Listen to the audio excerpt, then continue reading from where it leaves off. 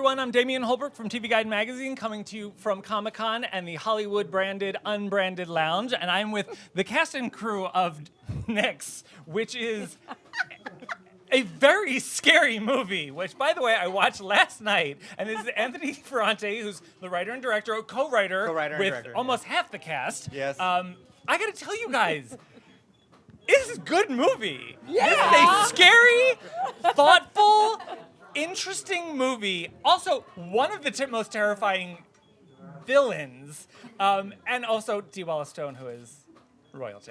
So let's talk. Anthony, you have come from Sharknado to what I would only consider like this is like an A24 level horror epic.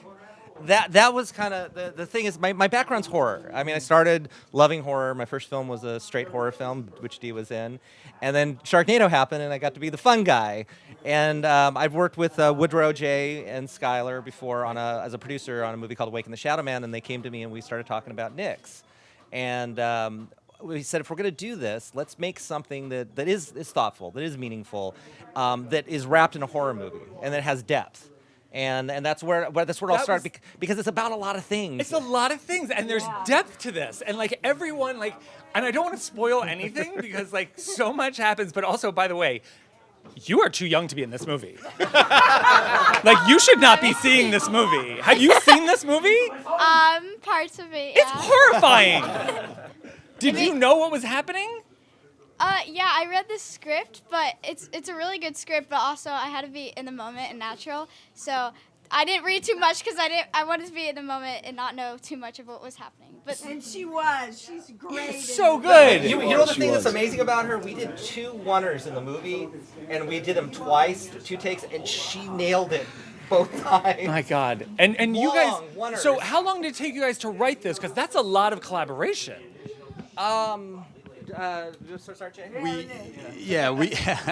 We came off our last movie, myself, Skyler, and Woodrow. We wrote that, and we were throwing around ideas. We had a good concept, and we knew that we had to bring Anthony on board to kind of guide the ship, direct it, and make the script better than what it was. And we're really happy with the way it turned out, and we think people are going to enjoy it. And it's gonna stay with people. Yeah, it definitely is. It's going to stay with you after you watch it. And this family, and did you guys how did you decide who got to play the brothers? Like which brother?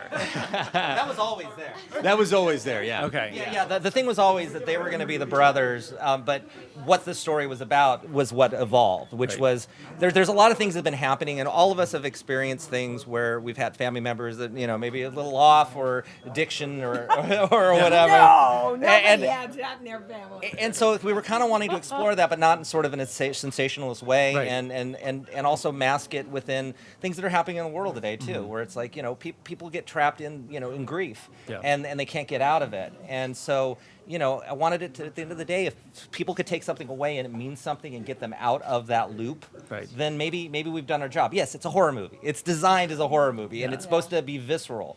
But if you walk away and you go and you're still thinking about it, which when we've shown this to people are still thinking about it, then we've done our job. Yeah, and your character is the only one who's like the outsider coming into this world, and I felt like I was only safe when you were on screen. She was definitely one that came last to the party and believing what was going on for sure. She was like the voice of reason at times for sure. So it was fun. It was interesting. I get to work with these guys again. I've worked with Anthony quite a few times, so excited to be on board. And I love where you show up. Oh yeah, I've got the only joke in the entire movie. It's amazing because I went back. I was like, oh my God, that's absolutely brilliant. And again, guys, it's NIX. I don't want to spoil it. It's so good to see you taking on this like really troubled woman. Like she's heartbreaking, but it takes so long to figure out what's going on with her. Well, for her too. Yeah. I think that's the whole point is she's confused and tormented and exhausted and holding on to anything that will make her life make sense. Yeah. She is no Betty Crocker. She's no Betty Crocker, that's for sure. Like her brand is definitely not. I really had to stretch to do this part.